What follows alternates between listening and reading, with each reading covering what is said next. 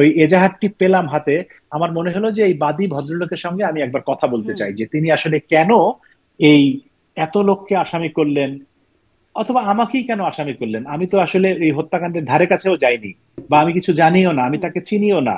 তার ভাই যিনি নিহত হয়েছেন তার নামও শুনিনি কোনোদিন। তা আমাকে কেন আসামি করলেন? আমি ওই পরশুদিন যখন খবর পেলাম, সেদিনই তার ফোন নাম্বার ওই এজাহারের ভিতরেই ছিল। আমি দুই তিনবার ফোন করলাম, উনি ফোন ধরেন নাই। গতকালকে সকালে আরো দু একবার ফোন করলাম, ফোন ধরেননি। শেষমেশ কালকে দুপুরবেলা আহ উনি ফোনটা ধরলেন।